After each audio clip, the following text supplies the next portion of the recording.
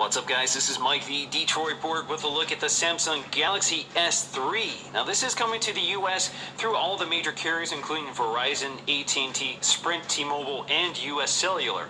And those models will be sporting 4G and slightly different specs. But what we have here is the unlocked international version. Although this version here has been packaged for the U.S., so it does include a U.S. wall adapter. Now, taking a look around the box, you can see it's pretty standard fare. It's just a white clamshell box, and on the bottom is our sensitive information, which we're going to protect here, and we can see that it is made in Korea. On the back, we have all our vital specs, including the fact that this is the 16 gig model, although this is available in 32 gigs as well. This is also available in two colors, marble white or pebble blue, and AT&T will begin in the version that is red. Now, looking at the specs here, we have an HSPA Plus phone, which will work with AT&T's 4G network, which is their HSPA Plus network in the U.S. This, of course, also works with Edge. We have a quad-core 1.4 gigahertz processor. This is the Exynos processor. Now, when it comes to the U.S. carriers, it will be going from a quad-core 1.4 to a dual-core 1.5 gigahertz processor, but will gain 2 gigs of RAM over the 1 gig of RAM in this version. This, of course, is capable of recording 1080p video and playback, has a 4.8-inch Super AMOLED screen, an 8-megapixel autofocusing camera with a 1.9 megapixel front-facing camera. We also have a 2100 milliamp battery, which is good for about 10 hours of talk time. And of course, we have all of our logos and branding. Now, enough with the outside of the box. Let's take a look at the inside. So inside is our marble white Samsung Galaxy S3 with a little tab here to lift it out. Set that aside for just a moment. Now you can see the cradle inside actually has cutouts for the buttons to fit in. Here underneath is all of our accessories, including the literature here. So we have Quick Start Guide. We have it in Spanish, and we have a little flyer here again in Spanish.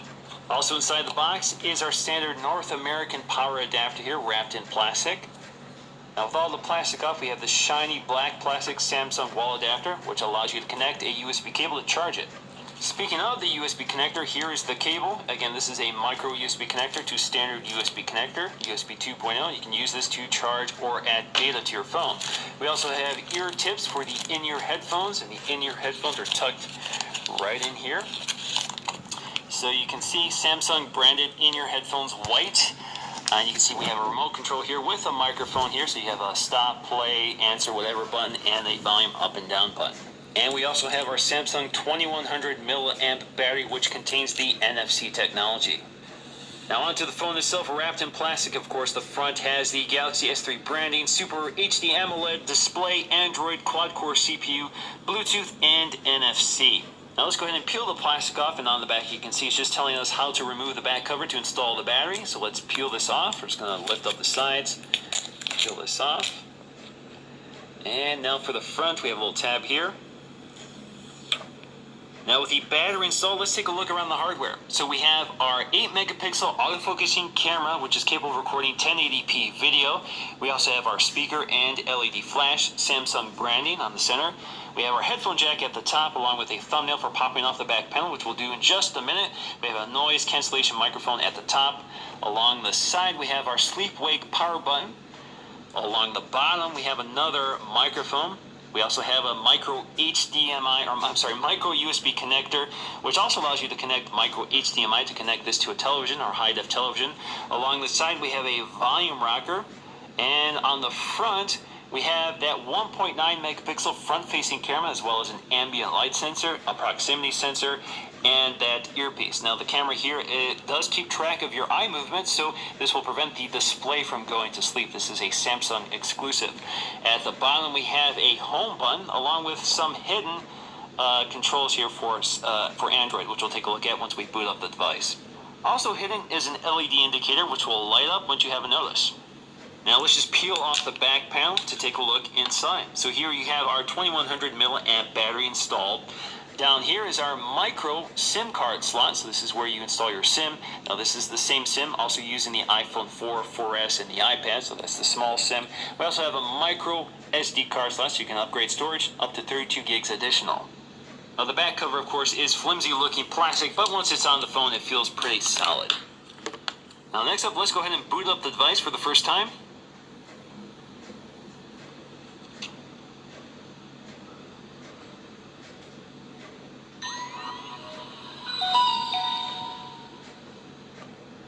So now we just need to set it up. So we're going to use English, the United States.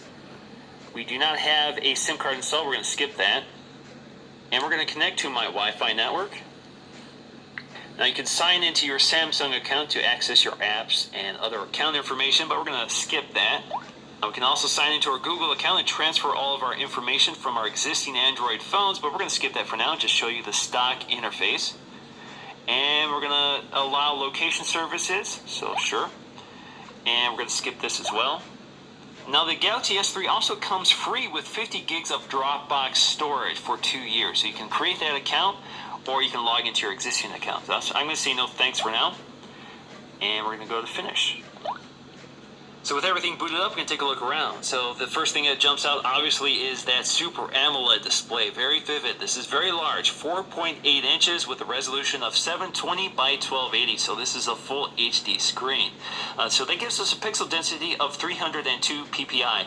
Not as high as Apple's Retina display, which is 326 on the iPhone 4S. But it is basically a Retina display because it is larger. So you're going to hold this at a farther distance from your face. Now let's take a look around TouchWiz UX, which is Samsung's nature-themed TouchWiz upgrade for Android 4.0. And so you can see here, if you touch the screen, you get some sound effects that resemble nature. So you get some water tapping effects. Sounds pretty cool.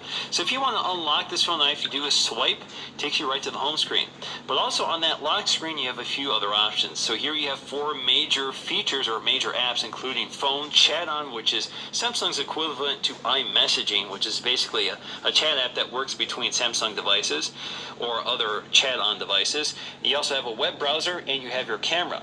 So you can swipe up on any of these to launch those apps. So it'll take us right to the camera app.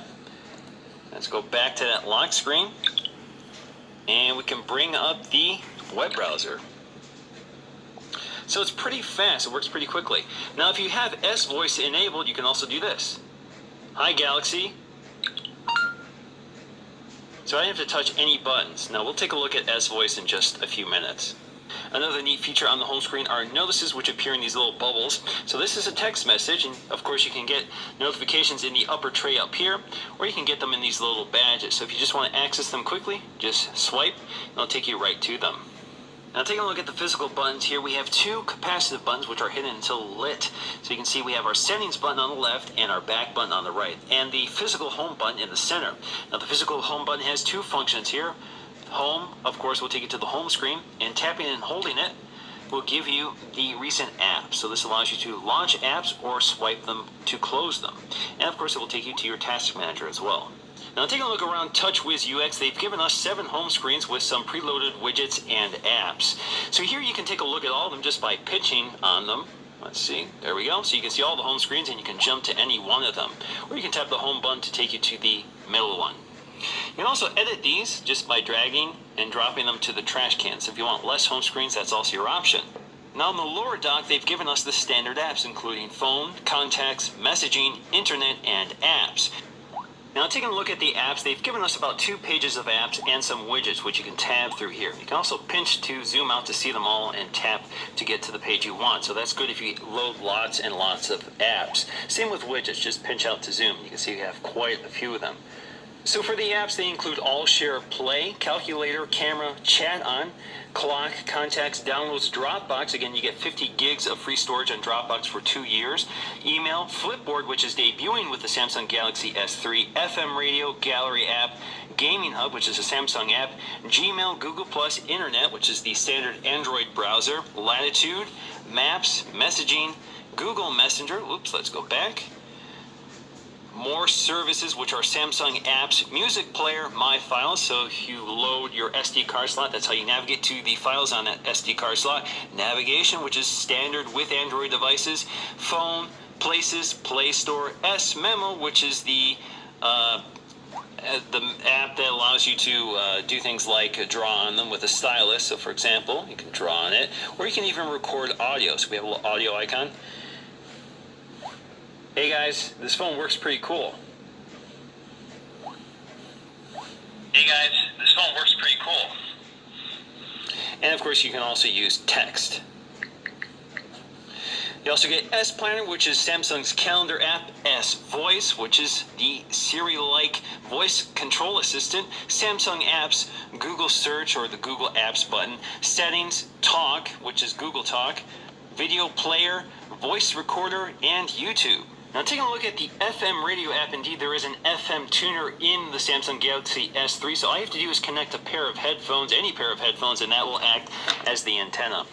So here you can just tap on to turn on the FM tuner, and you can sort of dial around. So if you want to pick a station, let's see, 96.3, all you have to do is tap and hold the plus button, and you got a preset.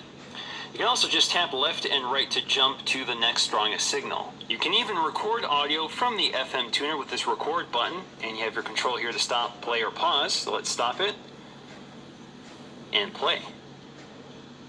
Now taking a look around the 7 standard home screens, the first and last 2 are empty. The second one has an app for our network info. In this case, it's telling me I'm connected to AT&T. The third one has the Flip 4 widget, and we have some other apps here, including AllShare Play, Dropbox. Again, you get 50 gigs of storage with the purchase of a Samsung Galaxy S3 for 2 years. Gallery app, our settings. Chat On, which is that iMessage-like app. Camera, Samsung Apps, Play Store. So on the 5th screen, we have our media widgets, including video and music. Now our video widget has some interesting features here. So if we play, this is a video I recorded on the Galaxy S3 itself. So again, this is 1080p, 30 frames per second, looks excellent, but there's some other features here that are pretty cool. So one of them is this AirPlay-like icon up here, which allows you to use DLNA technology to stream video and audio to DLNA equipment. So right now it sees my AV receiver, my Pioneer AV receiver, and I can tap on that and it will stream right to my device. Also, you can pop out the video and allow yourself to continue watching it while you do other things. So for example, I can also move this around. I can go ahead and browse the web. I can go to my home screen and that sort of thing. So that works pretty cool. This also works with audio. Just tap the icon, reads my VSX 1021K player, and I can refresh it to see if there are any other devices, or I can tap it to stream. It works pretty flawlessly and pretty quickly. Now if you want to add any of these apps to the home screen, all you have to do is tap and hold and drag them. And one of the cool things is the ability to use gesturing to motion around. So you can drag this around to other home screens just by rotating the phone left and right. Now in the upper part of the screen, we have our notification badges on the left, so you can see I have some Gmail messages. On the right, we have our clock, battery indicator, and network indicator. So if you swipe down, you get your notices, and you can clear them by tapping clear, and you can tap them to jump right to them. So if I had several of them, I can scroll through them all. We have our toggles for turning certain functions on and off, so Wi-Fi, GPS, mute, screen rotation, power saving mode, notifications, mobile data, Bluetooth driving mode, and sync, which is Google Sync. So under settings, there are quite a few things interesting to take a look at. And if we go to more settings, we can take a look at some of the NFC technology built in. So NFC allows you to exchange information between devices. So this is great for mobile payments and that sort of thing. So you have NFC, which I've turned on, which will allow you to use Android Beam, which allows you to transmit app content to other devices via NFC, which is that technology built into the battery. So all you have to do is hold phones close together and it will be able to transmit data. S-Beam allows you to transmit data between Samsung NFC devices. So you can, for example, share video and music or photo files. Wi-Fi Direct is also technology that's not NFC, but allows you to use Wi-Fi to directly connect to a device without a wireless access point. Now we also have an LED indicator here, which you can control. So you can either allow it to show you the charging status, show you the low battery, or tell you when you have a missed event. So again, that's that little LED indicator in the upper left corner. Motion is also a neat set of features here. So you have motion activations and you have hand motions. So motion activations include things like turning the phone over to mute a phone call. You can also do things like picking up the phone, and if you have notifications waiting, it will vibrate for you to let you know. Tilt to zoom, again, I've demonstrated before. If you hold 2 points on the screen and tilt, it will zoom in for you. Pan to move an icon. So again, if you hold an icon and move it left and right, it will reposition for you. And pan to browse images. So if you're looking at an image, you pinch into zoom, hold the center of the image, and tilt left, right, up, and down. It will pan for you. Again, it's using the accelerometer. Shake to update. So if you shake the device, it will update your notices. Turn it over to mute and pause. Now, a really neat feature here is the ability to do a screen capture just by swiping your hand across the screen. So let's do that. There you go. Now, the hallmark feature for the S3 is S-Voice, which is basically a Siri competitor. Now, in order to invoke S-Voice, you can either tap on the app or double tap the home button. What's the weather like today? Partly sunny and nice today. The current temperature is 83 degrees. Make an appointment to watch the WWDC conference this Monday at 1 p.m. Here are the conflicts. Okay, here's your appointment.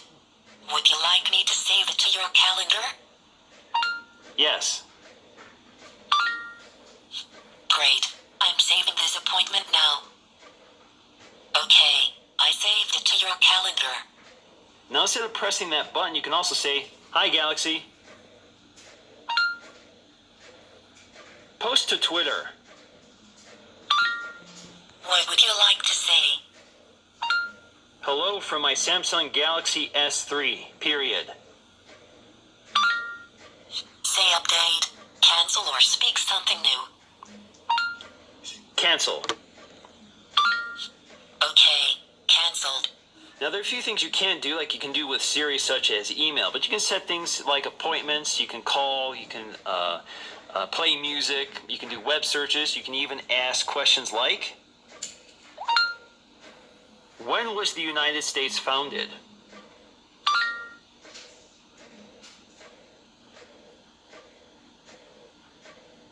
Thursday, July 4th, 1776. So it has a search engine that will actually give you results instead of just a search hit. You can also do math. What's 235 plus 86?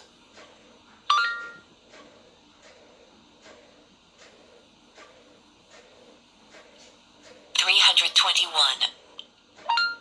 How many calories in a bagel?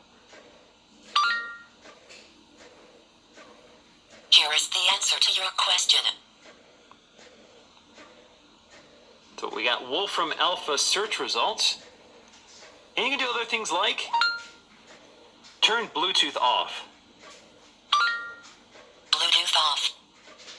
And you can also turn Wi-Fi off, but of course, S-Voice will not work if you do that. Launch YouTube. Opening YouTube. So you can launch apps, although I can't seem to pronounce them properly. Now, Samsung has also included a lot of neat features with the keyboard. So if you tap the gear icon, it will take you to a few of them that you can toggle on and off. One of them is continuous input, which is basically like swipe. Keyboard swipe, which allows you to swipe between letters and numbers and symbols on the keyboard. You also have handwriting recognition, voice input, so you can use voice in order to speak your text, auto capitalization, auto punctuation, character preview, and much more. So let's go ahead and test a few of these out. So for example, if we try swipe, so we got Apple, let's do Android. Works pretty good. Now we can also swipe between keyboards here, so that's a quick way of getting to numbers and symbols. Now the key to the left of the spacebar has several functions, so if you tap and hold it, it will allow you to select between them. So either you have your microphone, you have your handwriting tool, you have the paste tool, or you have your settings tool. So for example, if you go to our microphone here, we can talk. Hello, Samsung Galaxy S3, period. How do you feel? Question mark. We can also do the handwriting tool.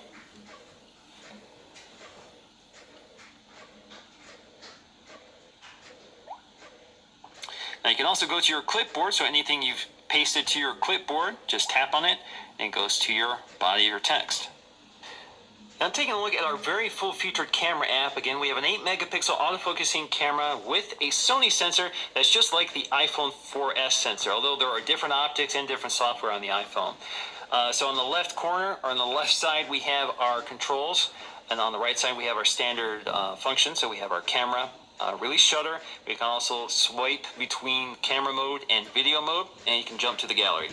In the left corner here, we have the option to switch between the front-facing and back-facing camera. We have our flash auto on and off. We have our shooting mode, single shot, burst shot, HDR, which is very cool, smile shot, beauty, panorama, cartoon, share shot, and buddy photo share, which is kind of cool because it uses face detection to determine who is in the shot and shares that photo with them.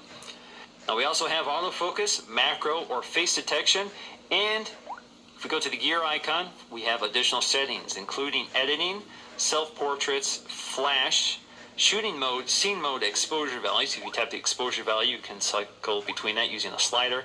Timer, effects. So we have quite a few effects here. Resolution. So again, we have 8 megapixels, but you can lower that if you want.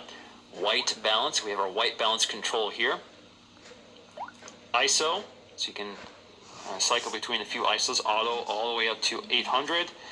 Metering, so we have center weighted, spot or matrix, outdoor visibility, anti-shake, and auto contrast. You can also turn guidelines on and off. You can change the image quality to superfine, fine, or normal.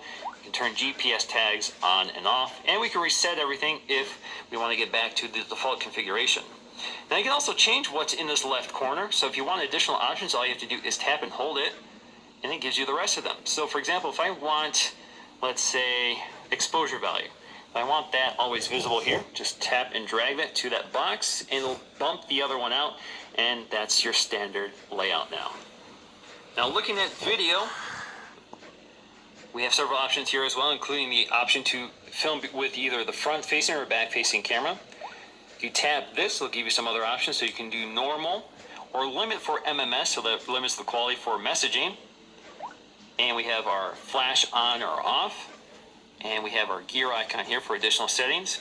So you can do self-recording, flash, recording mode. So if you tap recording mode, normal, limit for MMS, same thing. That's in the left corner. Exposure value, so here you can control your exposure. We also have a timer, effects. So we can do negative, black and white, sepia, resolution. We can lower it from 1080p to as low as 320 by 240, white balance, outdoor visibility, anti-shake, which basically zooms in. So if you tap it on, you can see it zooms in and basically will crop out part of the image in order to stabilize it.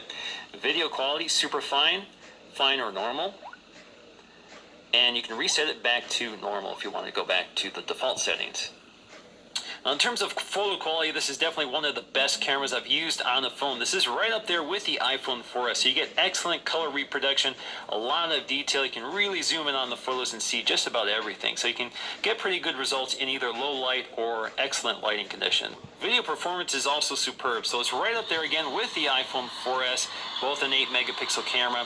Looks pretty good. Again, 1080p, 30 frames per second. So color is very sharp. The balance, the contrast looks very good. Color reproduction is very good, so you can see a lot of detail. Definitely right up there with some of the best smartphone cameras.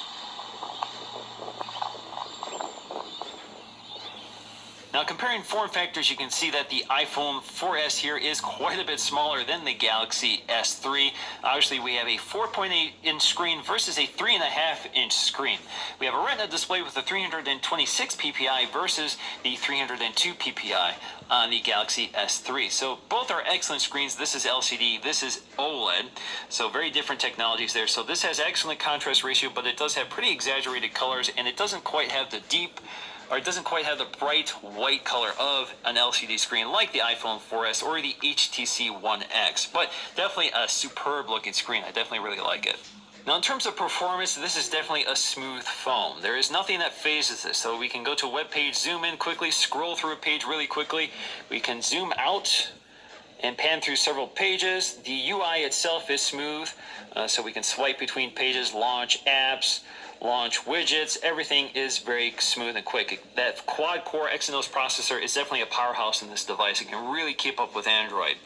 The other thing is this excellent screen. So we have a 720 by 1280 AMOLED screen. So you get all the benefits of AMOLED. So you get that bright, vivid color with a deep contrast. There's some drawbacks to AMOLED. It doesn't quite have the bright whites of an LCD screen like the iPhone 4S or the HTC One X, but you get all the benefits. So it definitely is a trade-off, but it looks superb, and you get excellent off-axis viewing. This is definitely one of the best-looking displays I've ever used. I'm definitely a big fan of it. Our pixel density is 306 ppi. It's not quite up to the iPhone's 326 ppi, but because this screen is so much larger at 4.8 inches versus 3.5 inches, you're going to be holding this from a greater distance. So it's going to be Retina display no matter what you do. So quality is definitely good, and that makes text look superb. So you can really zoom in on here and see very small text render quite well. So even though you're probably not going to read with the device this close to your level, you can still read it. And of course you can zoom in to look a little better. But you can see that you can get quite a bit of detail out of the screen. Now we also have that 8 megapixel camera, which also shoots superb stills and video, 1080p video with stabilization and many other features. We also have S-Voice, which actually works very good. It's very similar to Siri. The performance is pretty quick and does some things that Siri doesn't do, like launch apps and interact with other apps. So right now it's actually a pretty promising technology. And combine this with a very thin and lightweight form factor, and you have a phone that's definitely top of the crop. Now, there is one complaint I have, but that's the complaint I have about all large phones, and that's the fact that they're not very one-handed. So you can't really hold this securely in one hand and still be able to access it all. So you kind of have to scooch the phone down in order to access all parts of it. So that's a drawback of all large phones. But certainly that large screen is definitely nice to have. So that's going to do for me, guys. Thanks for watching, and I'll see you again in the next video.